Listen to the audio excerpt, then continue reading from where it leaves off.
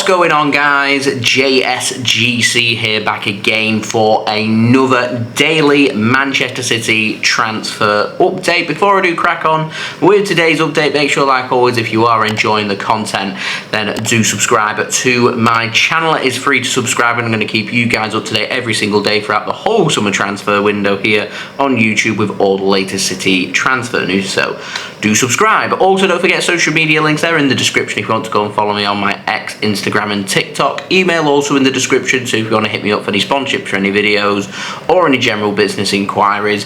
Don't forget to leave a thumbs up on the video. We're once more aiming for 300 likes, and also don't forget as well to get your thoughts in the comments below. So we've had quite a lot of out news. You'll be pleased to hear that we don't have any out news today. We don't have any contract news, but we do have some incomings to speak about, and in particular I want to speak about Wesley, the 21-year-old Brazilian right back over at Flamengo. Now, the Telegraph have said that Brighton and Hove Albion have made a bid worth £20 million to Flamengo to try and make this transfer happen.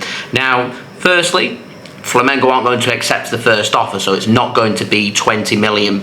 We know that Brighton will more than likely go in with another bid. We know that they're seriously interested and they're wanting to steal a march on everybody else when it comes to Wesley, who has looked fairly decent, in my opinion, during the Club World Cup. Now, we have seen Brighton do a similar move like this before. If you cast your minds back to Valentin Barco, who plays on the left-hand side, who brought him in from South America, from Argentina, and did really work for them, but they're trying their hand again, this time for another South American, this time to the opposite flank with Wesley. We know that Manchester City are interested in potentially bringing the Brazilian into the club. It is complicated when it comes to Man City's pursuit of Wesley because he is a non-homegrown player, and Manchester City would need to sell a couple of players to make sure that Wesley could not only be registered for the Premier League but also available for City for the Champions League as well. And let's face it, I mean, there's going to be some room for negotiation. You're probably looking here at a fee worth more than £30 million.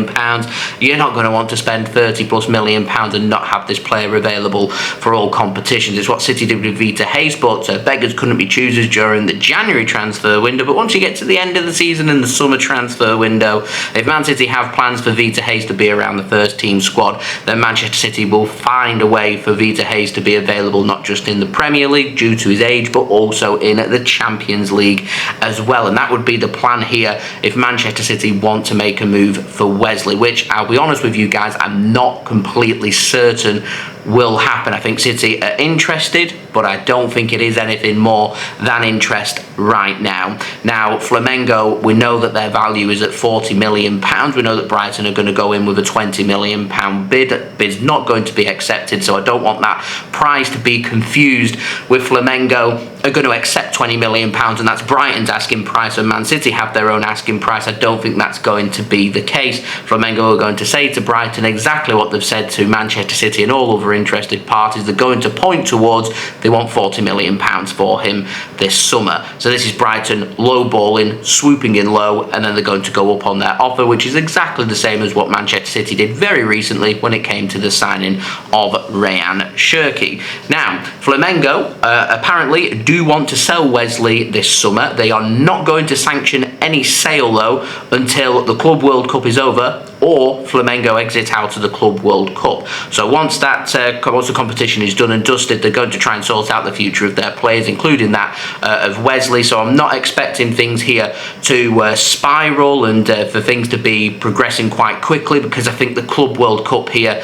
whilst it's exciting a lot of clubs, in particular with the prize money, it is also a summer transfer window distraction, which is why it's fairly quiet when it comes to City transfer news, because Manchester City's focus right now will be to focus on their squad and making sure they're bringing the number of their squad down, because at the moment we're looking at, in terms of players that want to be registered, we're looking at 27 players. We're allowed 25, so we've got to be sorting out the future of players who necessarily don't want to be, who not necessarily don't want to be here, or players who just aren't good enough for Manchester City anymore, and Man City want to move them on. And that's going to be the case with quite a few players that we've already spoken about in this transfer window, the likes of Jack Grealish, Kyle Walker, Calvin Phillips, We've got some question marks about John Stones, though he wants to stay at Manchester City. We've had some question marks over Ilkay Gundogan, and he obviously grabbed a couple of goals for Manchester City in the Club World Cup as well.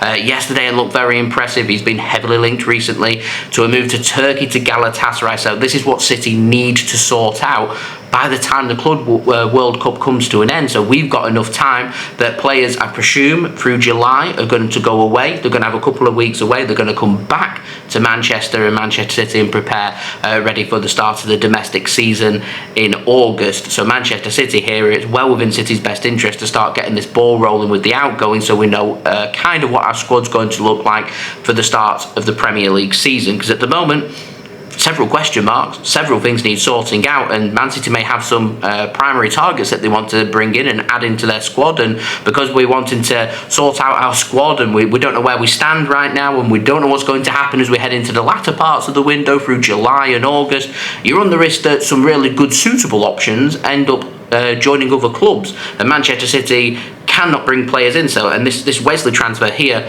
is a perfect example that if Man City were seriously interested in making this signing happen, we have to sell players, we have to sort things out. It's going to take time, it's going to take days, it's going to take weeks. We're at the Club World Cup. We may not be able to sort things out until it gets to the middle of July, and that is enough time for Brighton, for example, to start negotiating, get all their agreements in place, ready for the player that once the Club World Cup comes to an end, he heads to Brighton rather than Manchester City. As I said, I do think it's just interest from Manchester City and Wesley. I don't think it's anything more as of right now, but we know that City are in the market for a right back. We know that Kyle Walker's going to be leaving, and we do need to be looking on that right hand side of defence, because our options heading into the start of the season, we're speaking about what our aspirations are to catch Liverpool up, who've improved, made a couple of quality signings in Kirkes and Florian Wirtz. You know, we're looking to try and play catch up, so we need to improve on our squad. We need to make sure our squad is tight, that it's, you know, it's ready to compete for the Premier League, it's ready to compete for the Champions League. You can't really have any weak spots, and at the moment we're looking here at Matheus Nunes, Manchester City's, well, it looks like it's going to be his first choice right back or right wing back, who's not a right back or a right wing back.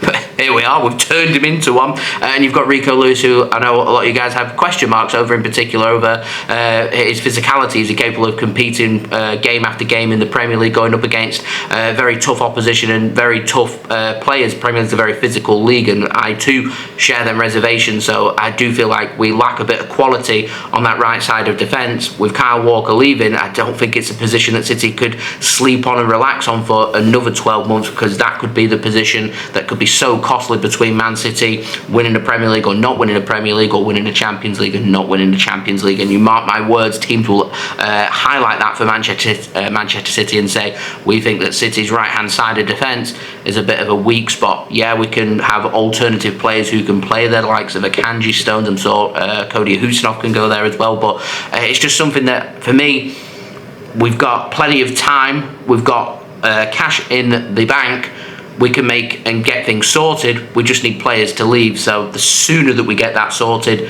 the stronger position we're going to be in, so we don't miss out on primary targets. Because if Brighton are quick with the negotiations, and they are very good with their negotiations, if they get that sorted, then that's Wesley off the table, and it's already a pretty limited right back market for Manchester City. So if we do end up bringing in a right back, then it could be the fact that City get desperate and have to pay a premium and pay a little bit more than what they want to, because there's just not that many names out there. So it's a very serious thing that City need to be thinking about, and it's all fine and well going out and bringing players in that they want to add ahead of the Club World Cup in record time. And I've said time and time again, we're going to judge Hugo Viana on this transfer window and this transition. It cannot just be judged on the players that have been brought in. It has to be judged on who's going to leave, and where's that going to leave the City squad, and who are we going to be able to bring in to help aid our squad as we head towards July and August in what is a really interesting and poignant part of the transfer market. City here, though, facing a very realistic prospect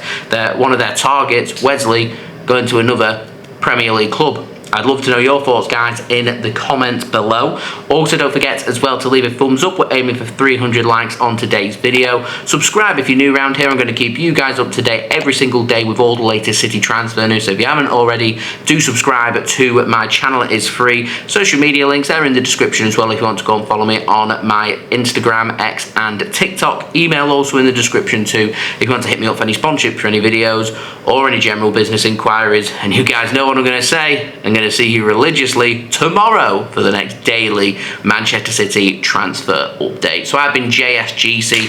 Thank you everyone for watching. Hope everyone is safe and well. And yes, we are wearing a nice cool shirt. It's very hot here where I am on holiday, so got to keep ourselves cool. I'll see you tomorrow for the next one. Peace. Ciao for now.